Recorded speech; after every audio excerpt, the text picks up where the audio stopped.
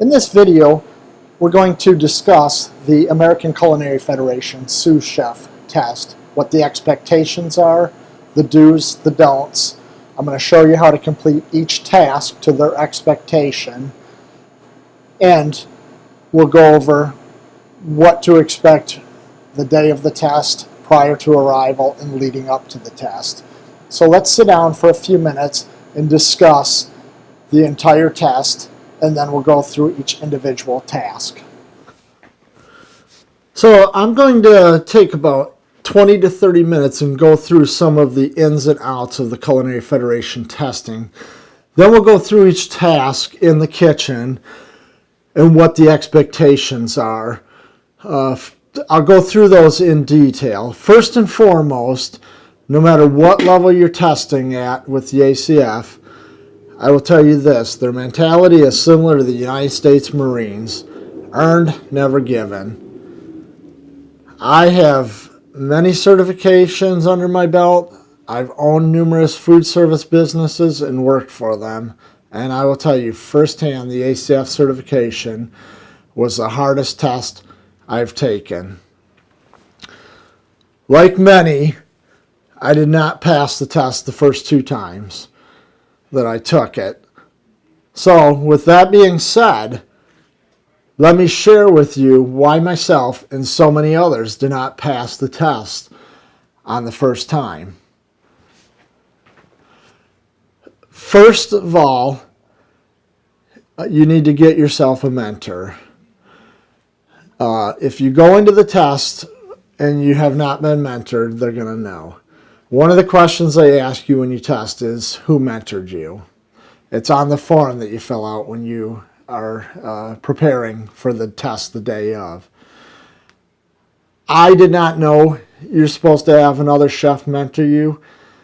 This question was asked, who mentored you? And they could tell that I didn't have anyone mentor me. And I told them I didn't have anyone mentor me. And they told me to get a mentor. You may be fresh out of culinary school, but if you not have a mentor, you're most likely going to fail the test. The purpose of the mentor is to take your skills and to polish them and fine-tune them.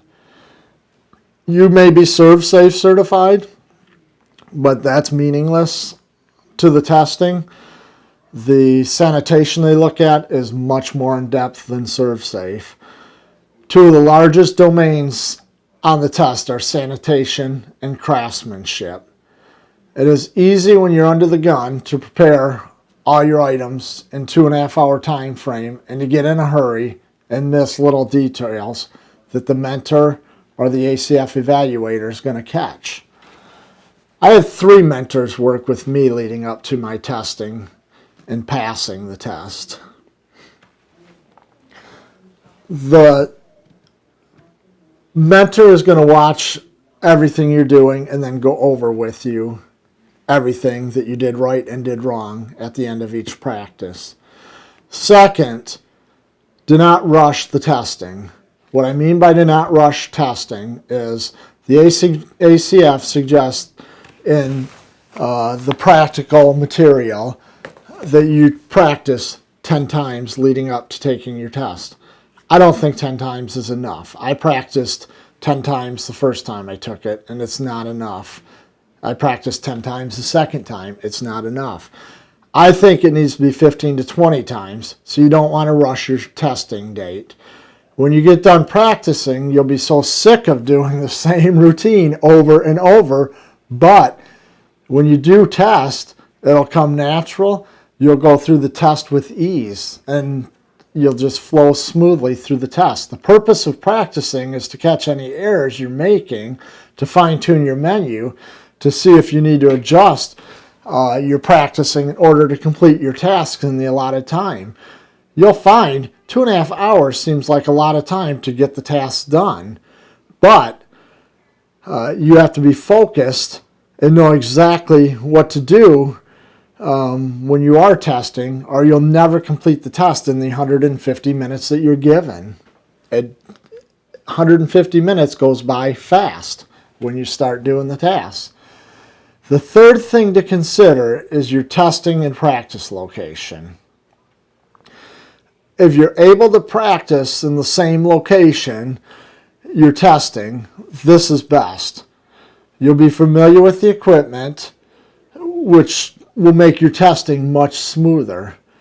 If you can't, however, find the location similar as possible to your testing, practicing at home is probably not going to cut it. A home range cooks at a lower, slower temperature than a commercial kitchen range is going to cook. So there'll be cooking time difference. If you practice at home and then test in a commercial kitchen, there's going to be a difference in your time. When I took my test and when I practiced, I used commercial equipment, obviously for the testing, and for the practice, I used commercial equipment. I had each item down in my testing to the exact amount of time I needed to complete the cooking. I knew it took exactly 10 minutes to poach my fish to perfection. Had I utilized a home kitchen, I would have taken probably longer. It would have cooked slower. The dynamics would have changed completely from the testing site. So this is why you want to use commercial equipment for practicing, so you have as much similarity leading into the test as possible. So now, you have a location to practice. You have somebody willing to mentor you. What's next? You need to start by going to the ACF's website and printing out all the material for the testing. This covers everything on the practical test and the written test, which you should take the written test before you take the practical to make sure you pass the written test. The requirements for the actual testing are about 2 to 3 pages long of what's required. The thing to remember is if it is not in the requirements, you can usually do it. The one thing you want to do is select a mentor who is an ACF certified chef, because they're going to know what you can and can't do. They'll usually know the details. You should also email the ACF if you have questions, and I mean their main corporate office. I did this on a couple items, and I suggest you save the emails, print them, and bring them to the test with you. And you're not bringing them to the test as kind of a ha-ha to the evaluator when you're testing. You're bringing them just as clarification of what you were told by the ACF's corporate office because of non-clarity on certain items within their testing material. One item that sticks with me is when I made my mignon. Some books and some theories tell you to use a Payson cut. Some tell you a dice. I didn't want to practice a Payson and then be told a dice when I got to the test, or vice versa, because this will knock you down on points if you do the wrong cut. I used the email strictly as clarification as to what I was told, and I attached it to my menu so the evaluators could see it, so they knew where I was going when I was testing and why I was doing a certain task a certain way. Next, if you do not have a copy of the Escoffier book, you're going to want to get it, because this is the main book they use. The first time I tested, they set a copy of that in the center of the room on a table and told us, all of us that were testing, that if you have any questions, that's the book you need to use. They based the test off of classical cooking. So I also used On Cooking as well to look up details, which is a good book. Now you've taken care of the preliminary items to get ready to test. Now you're going to need to prepare for your practicing. What do I mean by prepare for practicing? Typically you'll need to bring all items with you to the practice and to the test site. You're going to need to have your cutting boards, your knives, your pans, your lids, everything. Typically they provide a sanitation bucket, they'll provide a speed rack, and then they'll provide your actual cooking ranges, flat tops, broilers. But that may vary. They may provide a charbroiler but not have a flat top, and it does specify that in this material. So you're going to want to email, again, your testing site ahead of time and know exactly what equipment you're going to be provided. Some don't provide speed racks. Some do. Although there's a list provided in the manual, I suggest emailing so you know ahead of time. You don't want to practice cooking your steak on a flat top and find out you got to use a charbroiler. You want to know ahead of time so you can practice properly. Because some locations will have both pieces of equipment, some will have neither. If you're testing in a college culinary arts school, they're going to probably have most of the equipment you need. You don't want surprises the day of the test because it's going to throw a wrench in everything and throw your testing off, and it just makes it difficult. Next, you'll want to get some bins and pack all of your equipment neatly in bins. This will serve a few purposes. I did this and it serves a few purposes and makes your life easier. If you have bins with your pans, knives, etc., all that in there, and you repack them after every practice, it'll ensure you do not forget something the day of the test. I came up with this idea after my first practice. I went into my second practice and I forgot a few items, so I came up with bins. You'll also only have 30 minutes to set up your equipment the day of the test, so this will make the setup smoothly. That tells you again in this manual you have 30 minutes to set up, 2.5 hours to take your test. Some testing sites follow that 30-minute rule strictly, so if you have everything separated in bins, it makes it where it only takes 20 minutes to set up. You'll also want to create a checklist of items that you'll need for your test. It's a good idea to go through the list a day or two before the test and going through your bins, making sure everything's in there. Make sure nothing's missing. Remember, you have food items that need to be kept cold, so you're going to want to have that checklist so the day that you're going to the test, you can go through your refrigerator and make sure you take everything out. It's easy to forget something in your refrigerator because of the stress of the test. You're thinking about what time you got to leave to get there, and you're just preparing. So checklist is very helpful. You can have all your ingredients measured out into souffle cups and containers for the test. Many people don't know this rule. What I did is I had all my items measured and labeled for the menu. And then items such as herbs, olive oil, balsamic vinegar, you can also you can have that measured. You can have your carrots peeled. You can have your onions peeled. You can have everything peeled and ready to go prior to the test. You just can't dice and cut items the day of the test. Next, you want to create a detailed timeline for the test. What I did for mine is I had my detailed timeline with times and highlights on it. You can hang this up at the test. You can bring it to the test, have it taped on the wall. Mine told me at what point to do certain tasks and how long it should take to complete the task. You'll adjust this list during your first 6 to 8 practice runs to get it perfect. Once you have it so you can get everything performed properly within that 9,000 seconds, 150 minutes, 2.5 hours that you're given, you're going to want to stick to it for every practice after and through the test. Some things may come up where you need to deviate a little, but try to stick to the list of things that you've come up with, and it'll make it run smoother.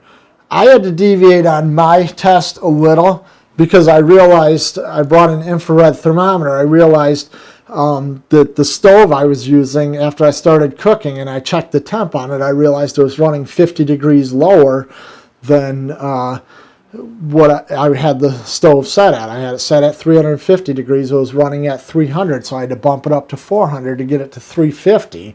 But it threw a little bit of a wrench in my testing. So you may have to deviate slightly, but try to stick to your list as much as possible.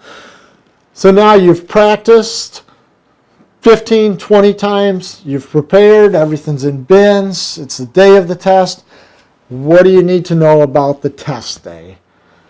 First of all, you want to make sure you can get all your items that are required for the testing and needed a day or two prior to the test. Do not wait to the day of or day before. Shop at multiple locations to get the best product possible. Don't go to one location to buy your artichokes, your carrots, your celery. Shop multiple locations. You want the best product. A problem I had being in Michigan is flounder is a problem. It's only something that's shipped into Michigan 2 to 3 months out of the year. It's out of season the other 7 or 8 months out of the year. So getting flatfish is difficult in Michigan. So you want to make sure items like that, you have them ahead of time. When you arrive at your test site, the test begins the moment you walk through the door, so keep that in mind. I know it seems like common sense placing vegetables above fish or steak in the refrigerator, but the first time I tested, they gave me a one-door refrigerator and said, this shelf in here is yours. There was 4 shelves, 4 of us were testing. I placed all of my items on that one shelf. And they marked me down for that, having raw meat next to my produce. So you want to make sure you may need to request more room. Make sure when you come in, you're thinking like a chef when you're there. Make sure that your fish is on ice, your steak is chilled. When you get into the test area, get your cold items in the refrigerator or walk in first, and then you'll unpack your other items. Some test sites will allow you to set up. Most things, like I said, are some things prior, but some stick to that 30-minute allotted time frame. Make sure you're dressed properly and have a clean, pressed chef outfit. Take it to the cleaners ahead of time so you look professional. Not a dirty chef jacket that you used to practice the last 15 times and you went to culinary school with. I purchased a new jacket for my test. It costs $20 for a new jacket. So you're now to the point of setting up your equipment. The speed rack I recommend can be used next to your workstation. I recommend you ask for a speed rack and sheet pans. You should have practice with the speed rack and organized all your items neatly on the speed rack. You can have your produce out on that rack during the testing. I had my stuff set up with my produce on one pan, my utensils on another, my cutting boards on one, my pan lids on another. And you get the picture, but keep in mind the evaluators will look at this speed rack during the testing, so keep things properly separated and neat. So you're now set up, ready to go. You'll need to provide all the evaluators with a copy of your menu. Bring 5 or 6 copies. So now you're getting to the point of starting tests. This was my menu. I had detailed out how things are prepared. And then these were the emails that I attached as well. One of the biggest reasons to be failed on your test is sanitation. Here's what you need to know about the sanitation end of the test. The purpose of a good mentor is to correct you on sanitation issues leading to the test. There's some common mistakes that are made, and they'll get you knocked down on points. I caught this when I mentored somebody else leading into their test. Things such as placing utensils on the edge of the stove, trash cans too close to your cooking area, not washing your hands enough, wearing gloves to complete a task and then go over to the walk-in cooler, open the door, get something out, and come back with gloves still on your hands. Going into the walk-in cooler, coming out with something, setting it down and not washing your hands before you start handling food. Those are the things that'll get you knocked down real fast on points. You can always email me as well with questions on the test, and I can pitch some suggestions at you.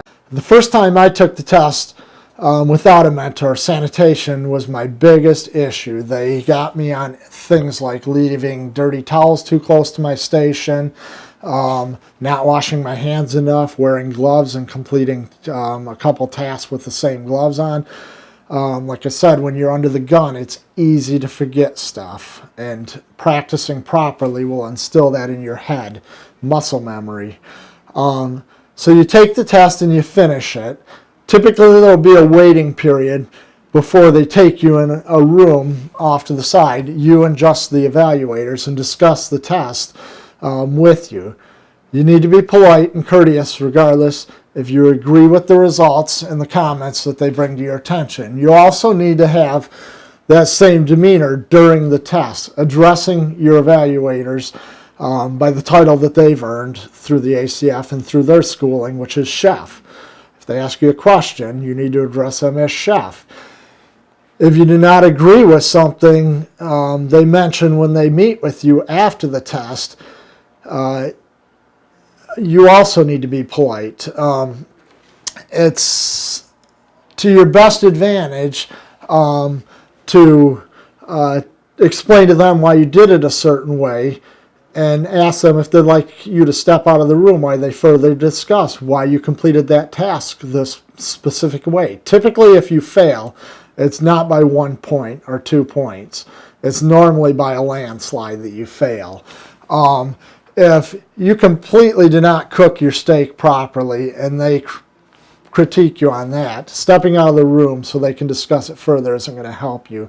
If you have issues during the test, like I said, the issues will just continue to add up and compound, and they typically catch 20, 30 errors, not just one error that you have, and all these adding up are what is going to fail you. So now I've covered the nuts and the bolts of the practicing, the mentor, the printing out stuff, getting books, getting yourself to the test, through the test. All of the preceding videos now are going to be instruction videos and how to complete each task. This is the way the ACF wants you to complete these tasks, the way I'm going to go over it. If you do it different, you're most likely going to get points knocked off and fail. When I practiced, I looked for YouTube videos and couldn't find any on certain things, like how to do an artichoke heart and how to fillet a fish properly. So that's why I've created this video. The one thing these videos will not provide for you are recipes. That is completely up to you to get recipes. You're a chef. You need to come up with your own recipes. It's up to you to create the recipes, complete the components properly, how I'm going to show you how to do the mignon, your rice pilaf, and your different tasks throughout. So now let's go into the different videos. You can always fast forward, rewind, and email me questions on any of the videos as you watch them. So let's move on into the practicing.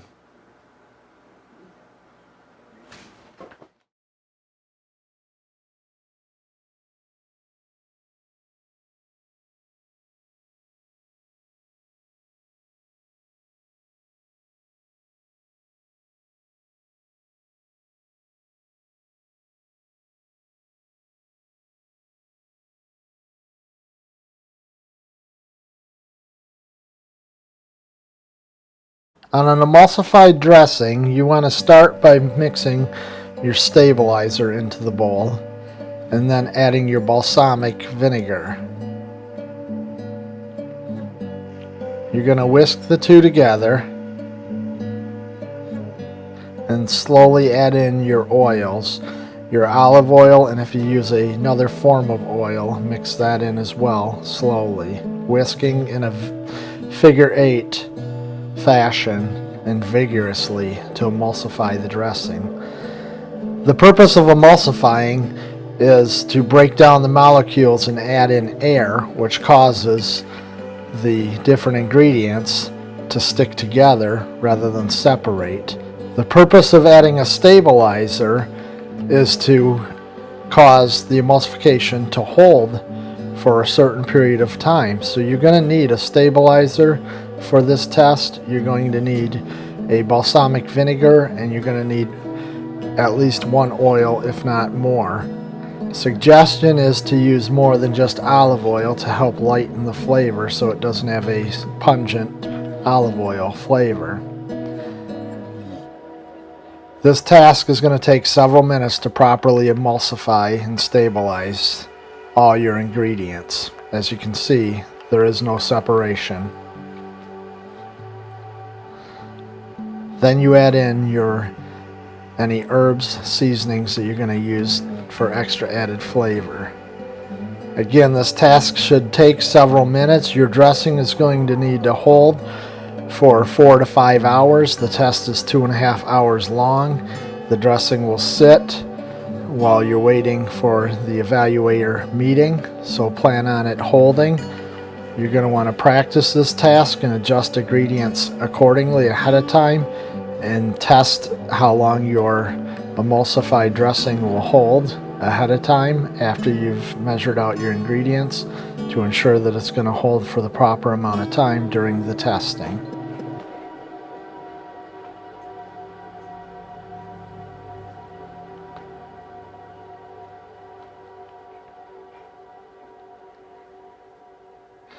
As you can see, you continue to whisk vigorously in a figure 8. This is a properly emulsified dressing. This is a Dijon vinaigrette dressing. And as you can see from this spoonful of dressing, it's properly mixed and holding its emulsification, and will hold its emulsification.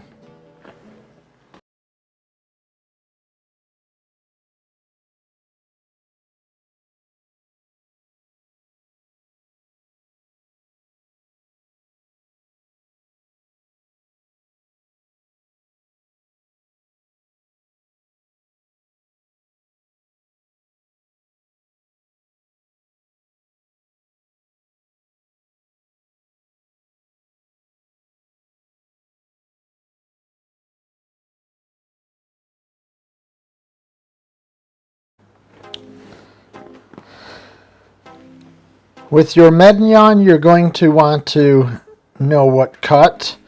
Escoffier tells you to use a paysan cut. I've used a dice cut in this video, but most likely you're going to be required to use a paysan cut, which is an easier cut to perform for the test. The things that you want to remember when you're doing your Medignon is you need to have consistency in your cuts. This is a point that they will look at. If you have some cuts that are 1 inch big and some that are 1/4 of an inch, they will look through your ingredients. So you want to practice getting your cuts perfect so they're all consistent.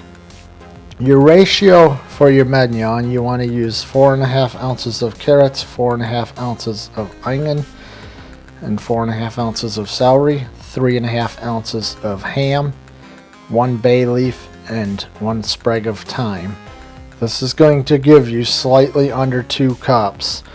You're required to have 2 cups prior to finishing, so it will give you slightly under. You can bump your ratios just a little if you need, but this is the ratios Escoffier provides you. You want to start by melting 2 tablespoons of butter in your fry pan. Then you want to put in your carrots, your celery, and your onion and ham. And you need to saute it. Point they're going to watch is it sauteed properly.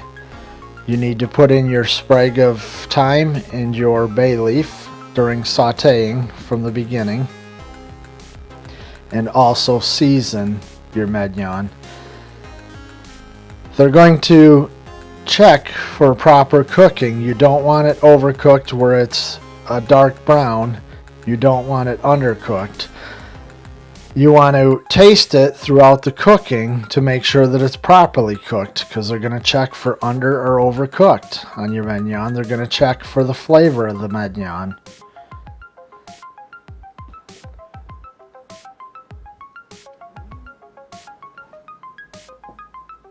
You're going to continue to cook it to the point that it's almost finished. As you can see, the butter is starting to evaporate and the vegetables are becoming opaque.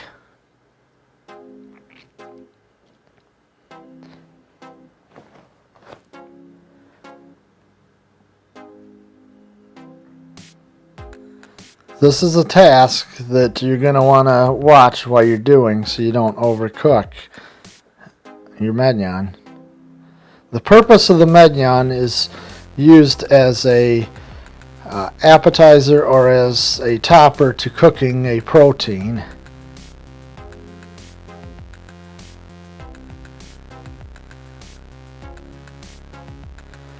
Once your mignon is become almost fully cooked and you've tasted it, as you can see from the video, you're going to move on to deglazing your pan.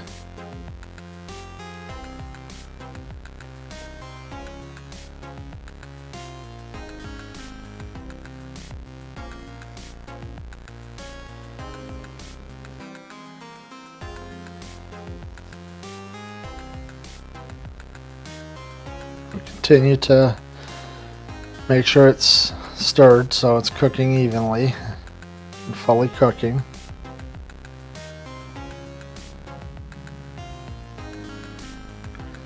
And in this video, this is less than 2 cups for a demo purpose.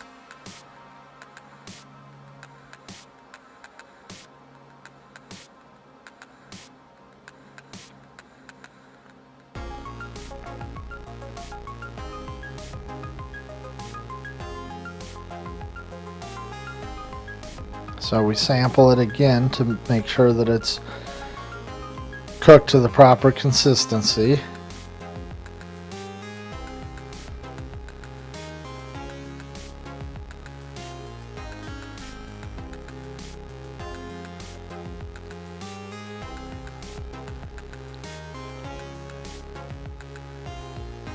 And once it's cooked to the proper consistency, you also want to have a nice display of your mignon for the evaluators. So we're going to deglaze the pan with a white wine, approximately 2 to 3 tablespoons of a white wine to deglaze your pan. You don't want the mignon saturated. It's strictly to deglaze the pan to give it further flavor. And then we're going to take our bay leaf and our sprig of thyme out, and we're going to move our mignon onto the display plate for the evaluators.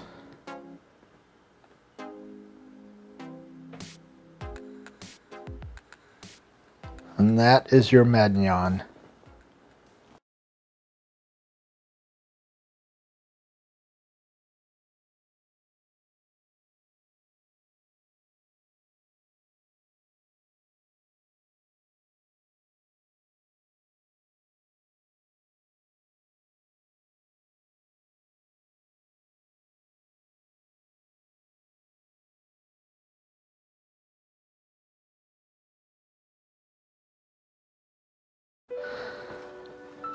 With your rice pilaf, it's similar to your mignon, only you are definitely using a small dice on your rice pilaf. You want to use a ratio of vegetables. You want your onion and your carrots to be the same ratio, and your celery to be less of a ratio than the other 2 ingredients. The ACF will watch your cutting techniques and check for your craftsmanship, which means you need to move at a moderate pace on this task, but you need to make sure your cuts are consistent. You should be practicing your cuts every day leading up to your test to make sure that you have a good cut at a moderate speed with consistency. As you're doing your cut, you can go through, and if there are 1 or 2 pieces of vegetable that are not the same size, pick them out prior to cooking. But you should make your cuts as similar as possible without having to pick out vegetables. Upon finishing your cuts, you're going to want to take a fry pan, stovetop, and melt 2 tablespoons of butter and pour in your vegetables to saute. This procedure is what the ACF expects. They do not expect you to cook your rice pilaf stovetop, but inside an oven. You most likely will get marked down if you cook this rice pilaf in any other manner. You want to have your stove set at 350 degrees. You want to have your chicken stock stove top warming prior to starting. You do not want to pour cold stock into your rice pilaf because it will destroy the cooking. As you're sauteing your vegetables, you want to add in season and bring your season as close to a finished product as possible, continuing to saute your vegetables until they are no longer crunchy, but almost completely finished. After you've finished your vegetables, you're going to mix in your rice, and a white rice works best for this technique. You're going to pour in your rice and saute it slightly to seal it before you pour in your stock. Upon sealing your rice, you're then going to pour in stock. It's going to be 1 cup of rice to 2 cups of stock. And this ratio is required. They will ask you what your ratio is at the test, and you're going to want to know that you're using 1 cup of rice to 2 cups of stock. After you've sealed your rice, you're going to pour in your 2 cups of warm stock, and you're going to stir your ingredients and bring them up to a slight simmer, not a boil, but a simmer. Upon bringing your mixture to a simmer, you can sample the flavor one more time and adjust seasoning, and then place a lid on your mixture and place the entire pan into a 350 degree stove. For 15 minutes, we'll cook your rice pilaf to perfection. And you will remove your rice pilaf after 15 minutes, take off the lid and stir it, and if need be, finally adjust any further seasoning and check the consistency of your pilaf to make sure that it is properly cooked, not undercooked or overcooked.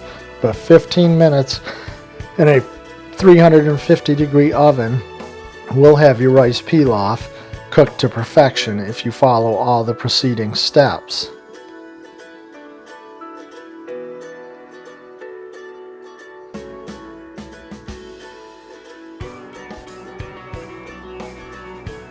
And again, upon completion of your rice pilaf, you're going to want to properly display your pilaf, which is required on your final presentation plate to the evaluators. So when you're planning your list of order to do things, you're going to want to make your pilaf one of the final things you do to keep it from overcooking. And this is your rice pilaf.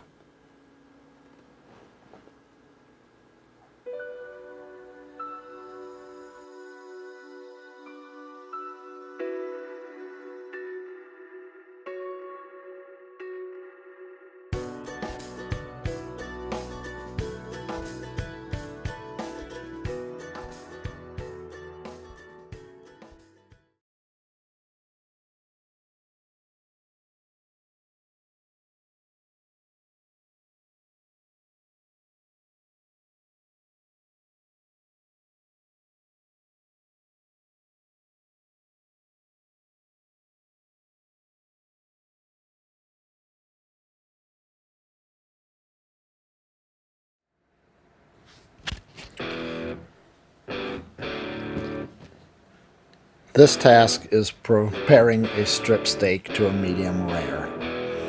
You need to have 4 6-ounce strip steaks for this portion of the test. A thicker strip steak works best, although we did use a thinner one for this video, but a thicker strip steak will work best for your testing purpose. You can cook the steak either on a charbroiler, a flat top, or in a fry pan. Just ensure, however you practice, is the same way that you cook it at the test in order to ensure that you're going to get the proper temperature in the center. Your temperature needs to be medium rare. That is the main thing you will be evaluated on, that it is cooked to the proper temperature. You will also be evaluated on a proper sear on the steak as well as seasoning. An internal temperature of the steak should be between 130 to 140, when you still have it cooking. When you pull it, the temperature will come up another 5 to 10 degrees as it rests for 5 minutes. So check your temperature internally and practice to what works for you. Again, depending on the book you look at, the temperature states that it should be between 130 to 140 internally. You're going to want to have your strip steaks over 6 ounces the day of the test with fat on them, and trim them down and weigh them at the test to show the evaluators that you know how to properly measure ingredients. Upon cooking your steaks, it is best to have a sauce for your steak, regardless if it's your final product for your final plating or if it's your fish is going to be your final plating and this is going to just be served alone. It is best to have a sauce. Some evaluators require a sauce, some do not, but to cover your bases, it's best to prepare your fish and your steak with a sauce. You do not need an elaborate sauce, just a simple sauce works best.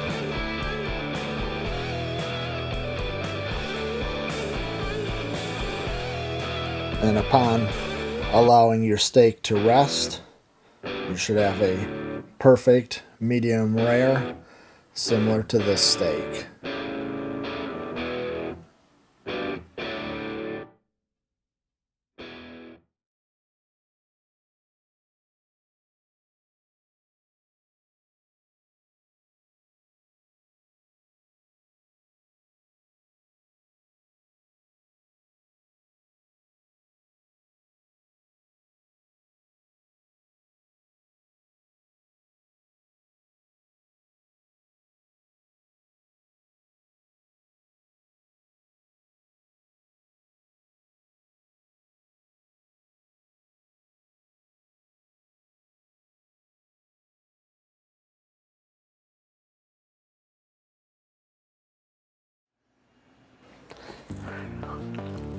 When preparing an artichoke, the most difficult part on the ACF test is knowing how to properly prepare it. You want to start with water with lemon in it to keep the artichoke from oxidizing. The ACF does require you to prepare the artichoke as shown in this video. You want to start by cutting approximately the top third of the artichoke off. It is a tougher vegetable to cut.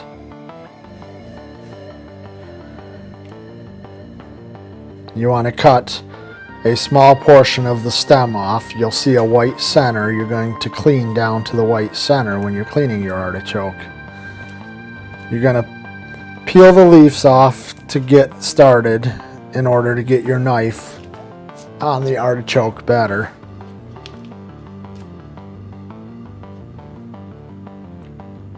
As you're cleaning, you want to continually dip the artichoke into your lemon bath. This keeps it from oxidizing. Some of the points that evaluators are going to look at are: 1, do you know how to clean the artichoke? 2, do you keep the artichoke from oxidizing? And 3 and 4, is it cooked properly and seasoned properly? You are going to want a larger knife, a smaller paring type knife, a peeler, and a melon baller to clean the artichoke. You're going to clean the stem down to the white part. You do not want to have any green left on the artichoke because it has a wood texture when you bite into it, and it is not pleasant. It's tough to chew. If properly cleaned, it's very tender, should be about the consistency of a baked potato when you're finished. You continually cut down a couple more times on the top part of the artichoke. This will ensure that you don't take off too much of the top. You want to get down to the chalk, which is a purple colored, yellow colored, hairy looking flower in the center that you're going to remove. You do not leave this in either. You're going to use your paring knife to peel around the outside and get the green off and get the entire artichoke down to a yellow portion. When you prepare your artichoke, you're going to want to cook it in a simmering water of about 160 to 180 degrees with some lemon in it.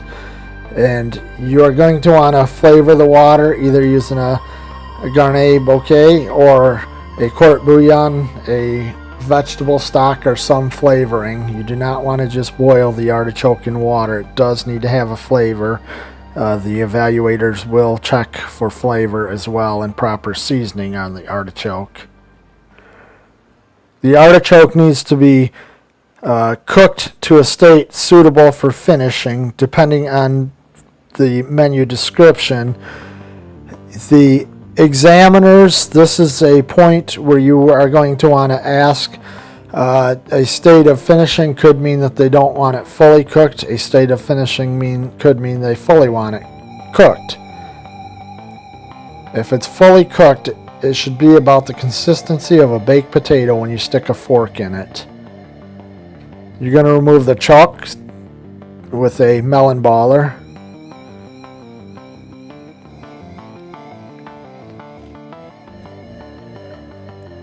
You're going to continue to work the artichoke by using a melon baller, a peeler, and your knives to bring it all down to the yellow and continually dip it into your lemon water bath. If you do not do this, it will oxidize fast.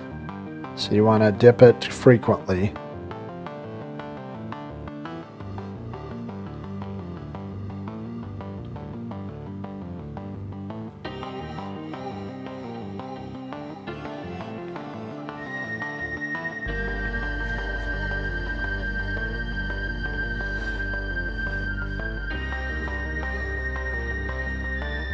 And as you clean all your vegetables and cut off ends on your vegetables and your meat products, you're going to want to have Ziploc bags labeled with what's in them and keep the waste and label them for further use. If you throw out any of your waste, you will get marked down by evaluators. They expect you to keep any carrot, celery, and onion waste to make stocks, and the same with your fish carcass. They expect you to keep that for stock. So you're going to want to keep all of your waste and have it properly labeled, and it's best to have Ziploc bags labeled ahead of time that you bring into the test, and you practice this during your testing to keep all of your waste.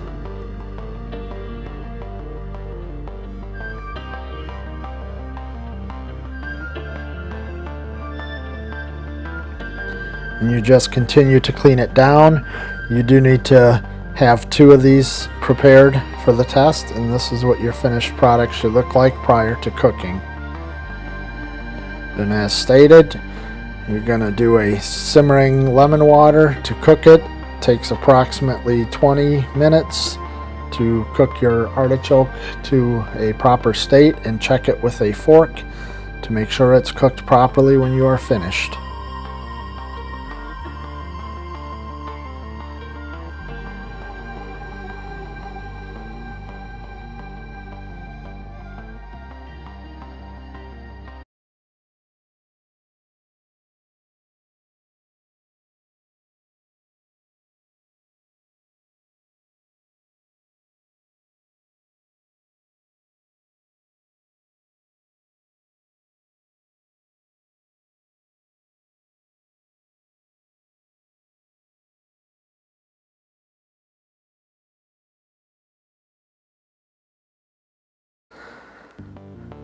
To properly fillet your flatfish, this is one of the hardest tasks that you are going to possibly do on the ACF test if you have never filleted a flatfish. To properly fillet the flatfish, you want to cut along the bottom portion of the fish, making a slit. You'll want to, after you get a slit made, begin to run your knife along the bones. You want to push hard enough so your filleting knife slightly bends and you can feel it running across the bones, similar to a xylophone when you're running it across, in order to get all the meat off. If you leave any meat on the bones, you will be marked down by the evaluators. They are expecting you to get all the meat off the bones. It is easiest to cut along the bones on a flounder. If you're doing a Dover's sole, you can peel the skin off, but do not attempt that on a flounder. it will not work and you will get marked down. You want to remove the 2 fillets off the top or dark part of your flounder first by running your knife along. You're also going to want to make a slit at the tail and a slit at the head in order to get your fillets to come off the flounder. Once you get a proper technique and a good fillet knife, this task is really easy to do and should not take you that long. It's just practicing it and knowing how to do it, which is the hardest part for most people on the ACF test.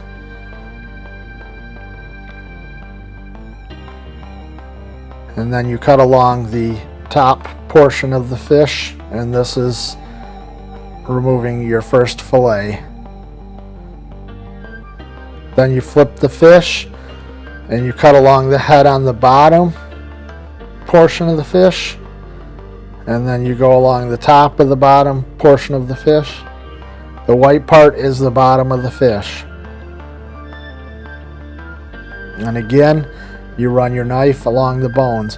You need to run your knife along the bones, pushing hard in order to get the meat off on the bottom, because the bottom is thinner than the top. You need to keep in mind, you can remove a bone or two later if you cut a bone off into the fillet. You can't add more meat onto your fillet if you leave it behind. So this is why it's crucial to push on the bone while you're filleting the flounder. This will most likely be the longest task to your test. It's best to allot enough time for this task in order to ensure that you fully do the flounder perfect and get all the meat off. And again, you want to keep the carcass from the flounder. If you throw it in the trash, you will be marked down for wasting product. You can use the flounder carcass to make a stock later.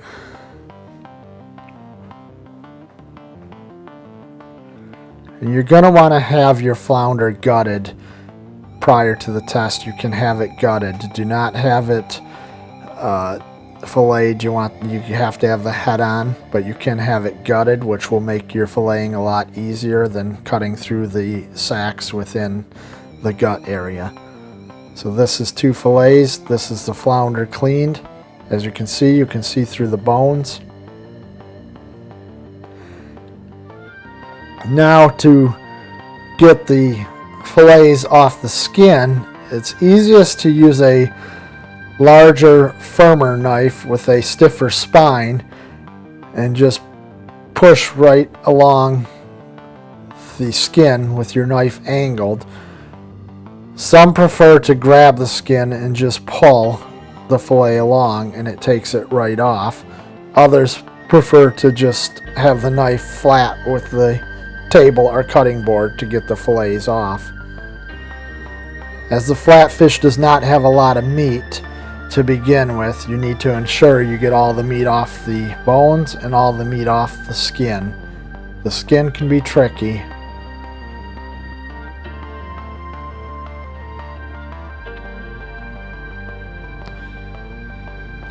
So you should have 4 fillets that you're going to use to prepare for your test when you're finished.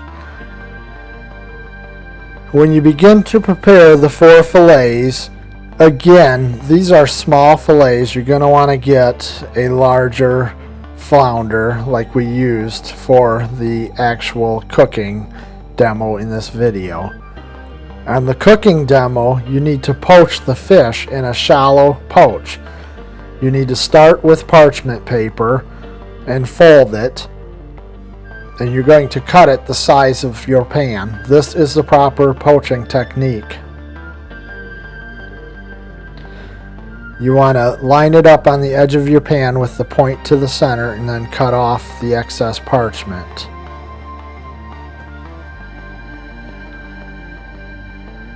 And then cut off the center of the parchment to leave a little hole in the center for poaching. It should fit perfectly on your pan, just like a lid, slightly smaller than a lid. Next, you need to butter your parchment paper This is to keep the parchment from sticking to your fish when you're poaching it. This is the proper technique expected by the ACF.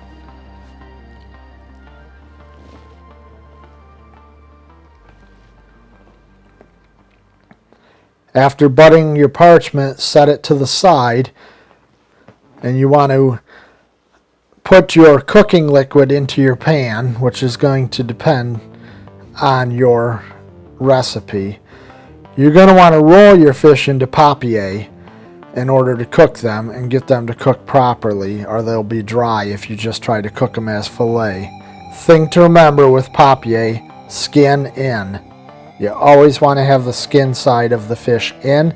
You want to start rolling with the largest side, moving toward the smallest pointy portion or tail side of the fish when you're rolling your papier. And you put a toothpick in them, and then you want a large enough pan for poaching as we cut our parchment paper to. Fill your pan so it comes approximately halfway up to slightly a quarter of a way over your papier. You want to bring your cooking liquid to a temperature of 160 degrees. Place your papier into the center of the pan, and then you're going to cover them with the parchment paper with the butter side down on top of the fish. Your cooking should take approximately 10 to 12 minutes to poach the fish. This is the proper poaching technique. You need to use a shallow poach. If you use a deep poach, you'll be marked down. You're going to need to flavor your poaching liquid, and you're going to need to make a sauce for your fish if you are using it for your final product. Some evaluators again will require a sauce if this is being used for any portion of the test, which it's required, so it is. So it's to your advantage to have a sauce for your flounder or flatfish as well as your steak in order to cover all bases through the test and not get marked down. I found it helpful when I tested to make a sauce for my fish and a sauce for my steak, even though they only require a sauce typically for one item. And you're going to temp your fish at 145 degrees. Again, you do not want to just cook the fillet or they'll be dry. The papier are going to keep it from getting dry. Your poaching water needs to be 160, your fish 145 when properly cooked all the way through. Once finished, you're going to remove your fish, plate them, and remove the toothpicks that you use to keep your papier from falling apart. Do not leave the toothpick in, and make sure you properly garnish your fish when you are finished. And this is your properly poached fish.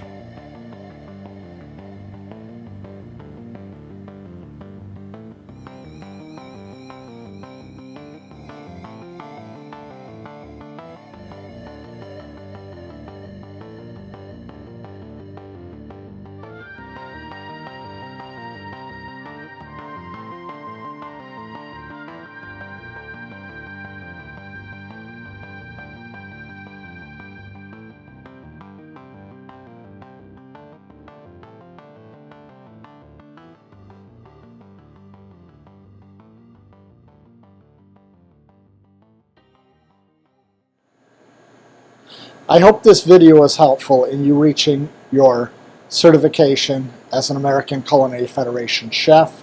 And remember, if you have any questions, do not hesitate to email me.